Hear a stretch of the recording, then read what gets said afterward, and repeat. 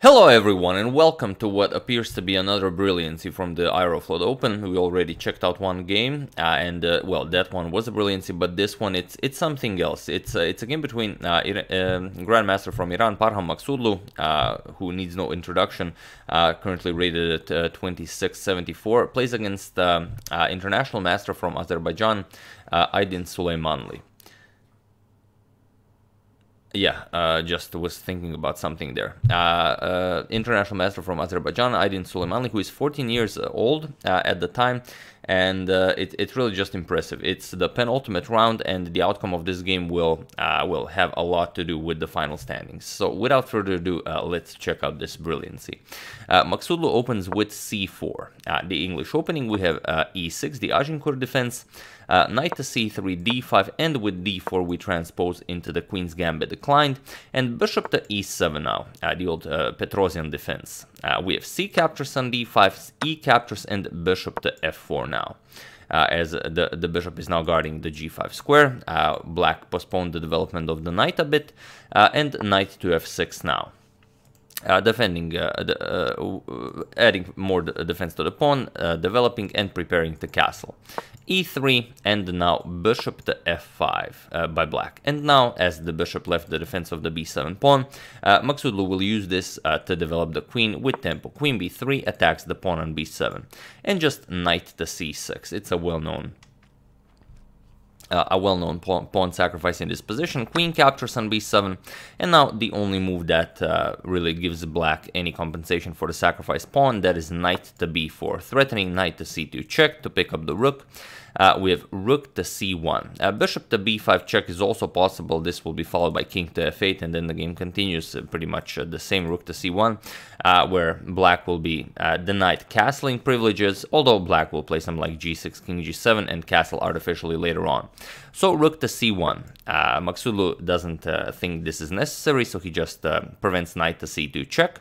We have castles by Suleymanli, and now queen captures on c7. Maghsoodloo grabs another pawn. We have queen captures on c7, bishop captures, and now rook f to c8. So Maghsoodloo is up 2 pawns. If he can consolidate, if he can develop the king side, then he should be just winning. So bishop back to f4, not going all the way to g3, so knight to e4 doesn't come with an attack on the bishop. Knight to e4 still, you cannot capture because the rook would hang on c1, and also you're threatening to capture here, then you're threatening to capture here. You're winning back at least 1 pawn. And now there is one game where g4 was played, but here f3 is a new move by Maghsoodloo, so already as of move 13 we have a completely new game. Also possible is something like a3, but a3 is incredibly complicated, and you really want to get rid of this knight on e4. You have to start developing your king side here. Black can even reply with a5, and it's hard to say if a3 actually did anything, because if captures, this doesn't really do anything for white. You're going to win back your knight. There's no point in playing something like knight e2 to defend the rook. It simply doesn't do all that much. For example, if you move the knight c to e2, just rook captures, knight captures, and then you again just attack at rook to a1, king to d1, but now the knight comes into play. Of course, knight captures on f2 with check, picks up the other rook. So there's that, but it's only if after this a5 is played, which is not a necessity. So really a complicated move a3 here. So Maghsoodloo decides for f3. We have knight captures on c3. Now not rook captures. If rook captures, then knight captures here, and after captures, it's again, you still haven't developed anything. Rook to c1 is coming. Bishop to b4 check is in the air. A lot of very strong moves here. So after knight captures on c3, b captures. And then now not going for knight captures on a2, because if knight captures on a2, then rook a1 attacks the knight, knight captures on c3. Yes, you win back some material, but bishop to a6 goes after the rook. You're going to continue with knight e2, and you will survive this. Instead, after b captures on c3, Suleymanli goes for g5. So what happens here? Okay, bishop to g3, you just move the bishop back, and then now a5, still waiting with the capture on a2. So what can you play here? If a3, knight to c2 check is always an option, so white really has to decide what to do here. Maghsoodloo goes for a4. So what happens next? We have knight to a2 now, attacking the rook and the c3 pawn, rook to a1, and now knight captures on c3. Again, white still has to develop his king side, and he's not doing a great job at it. So knight to e2, he has to start developing it, but now bishop to b4, again preventing easy development, because after captures you just lose more material due to check. So king back to f2. And now comes a very nice move. Bishop to c2 goes after the pawn. Suleymanli wants to get rid of this pawn and create a passed a pawn so he can start pushing it. So if you don't want to lose it, knight captures on c3. We have bishop captures, and now comes as the rook is under attack, rook to a2. So now even feel free to pause the video. How would you continue this position? You don't want to give white any time to consolidate. Feel free to pause the video while I give you a couple of seconds.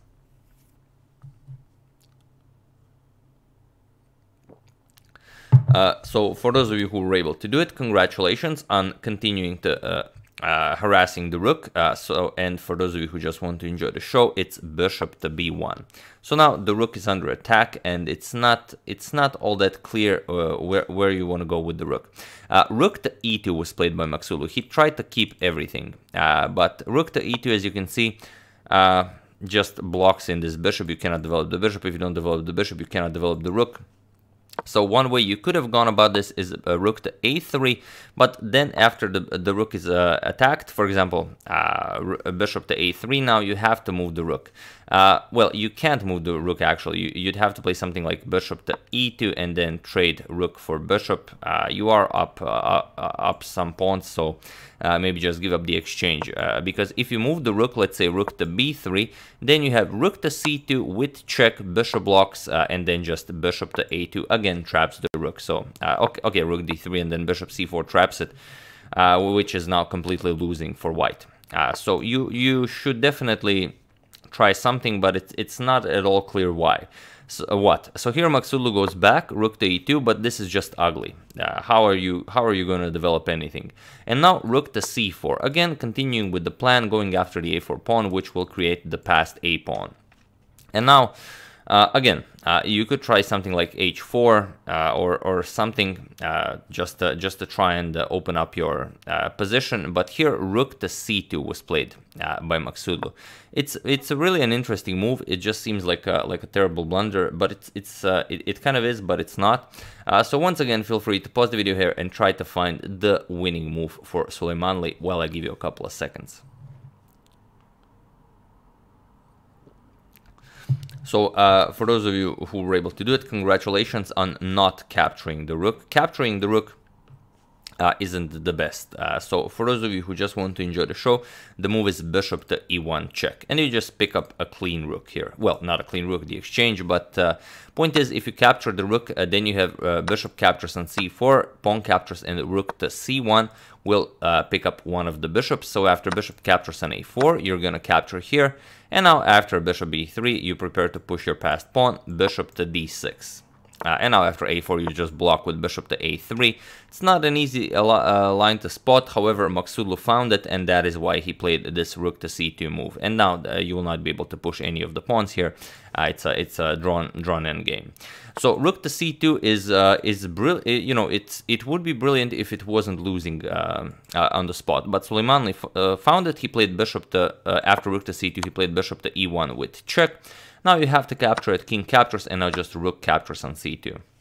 And now again, it makes it really difficult to develop pieces. For example, bishop d3 just runs into rook c1 check, picks up the rook, and this is something white will not be able to handle. So h4, trying to open up the rook's file this way, but now rook a to c8. We have bishop to d6, trying to block this rook from entering the game, but of course Suleymanli just plays rook 8 to c3. We have h captures on g5. Now the rook can finally enter the game. However, rook to b2, and it was in this position that Parham Maghsoodloo resigned the game, and Suleymanli, after 8 rounds, is leading the Aeroflot Open, which is pretty incredible, as he's only 14 years old, and it's an incredibly strong tournament. Like I said, he's rated 2474, and Maghsoodloo is 2674, so exactly 200 rating points apart between the two of them. So it's quite quite an upset in the penultimate round of the Aeroflot Open. So here he resigns in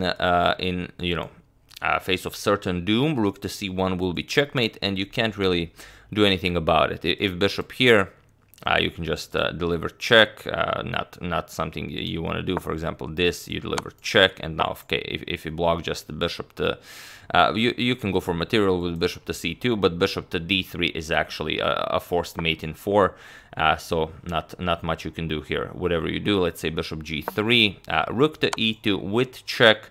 Now you cannot capture because the bishop is pinned. King f1, rook captures on d1, and now after bishop blocks, there's the mate. Bishop to g3 is only a prolongment, since that's why it's a mate in 4. Otherwise, it would be a mate in 3.